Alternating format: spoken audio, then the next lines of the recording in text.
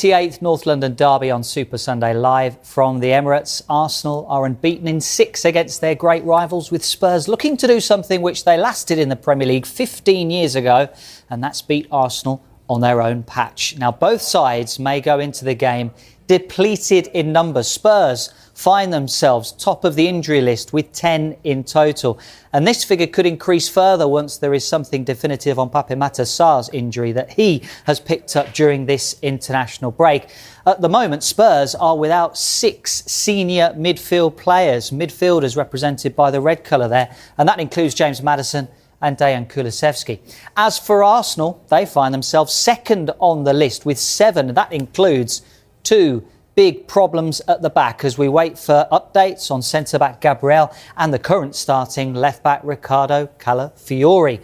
So the first question for Jimmy Floyd Hasselbank is that heading into this fixture, which of these sides is going to be most impacted by injuries? Nice easy one to start with. Yes. Wow. I think Spurs. I think Arsenal has got more strength in depth.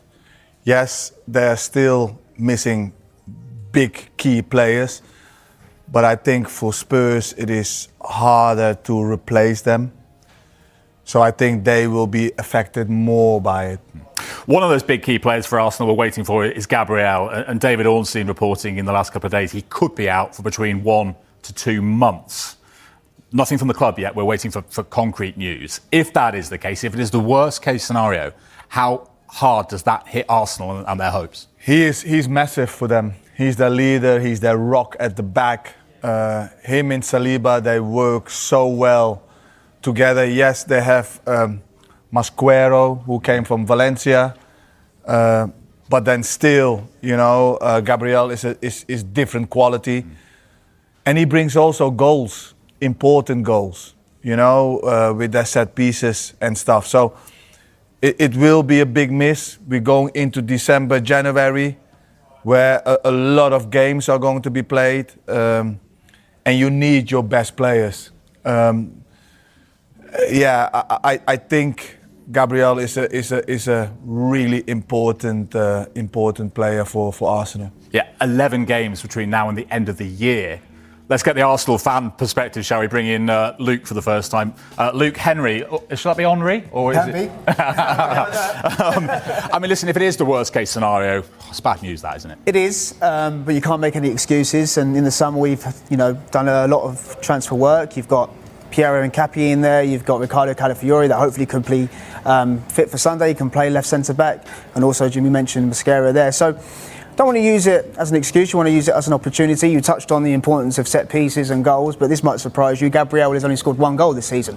It just shows the importance of him. And he kind of really epitomises what we are right now. But, people make excuses about Arsenal and injuries, but you look at that graphic there, I think that's a bigger concern about the state of football and the way it's in at the moment. I think the games are just so much, and we all want quality, we all want entertainment. But it's very difficult, even if you're a Spurs fan, to go to the Emirates with 6 midfielders missing.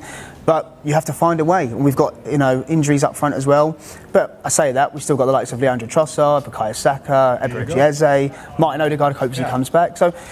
It's a big miss, but it's a good opportunity for the other players to come in and put their names. Well, that's the thing, isn't it, Jimmy? This season, more than ever before, are you more confident now about Arsenal with the depth they have to cope with injuries, however big they might be? Look, if you're going to be successful, if you want to be successful, you have to prepare for these kind of moments. It's going to happen in the season, and you still have to win. As you just said, they have spent a lot of money in the summer. They have got in every position. They have got really 2 really good players. So it should not be a problem.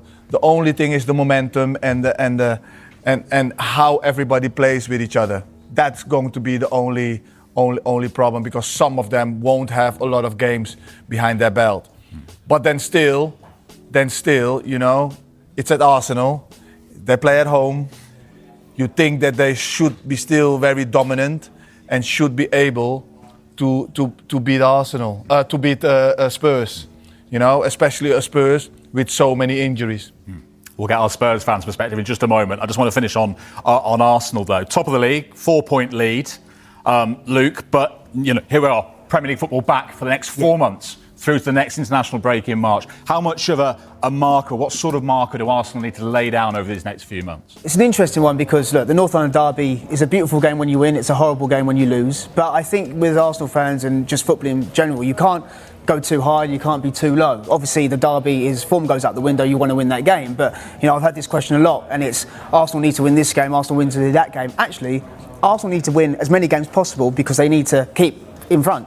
And the beauty is right now is that we don't have to rely on Manchester City or Liverpool, we have to rely on ourselves. So we can lay down a marker by winning the North London derby, but if we go to Stamford Bridge the following week and we drop 2 points, then you have to bounce back against Brentford, and then you have to go to Aston Villa and do the same thing. So it doesn't really matter in terms of the grand scheme of things of laying down a marker. We know what we need to do. I think we've got an unbelievable group of players, and now it's just up to us to start on Sunday and carry this on. We've done this long winning runs before. We just need to sustain it this time. It's the thing for the outside.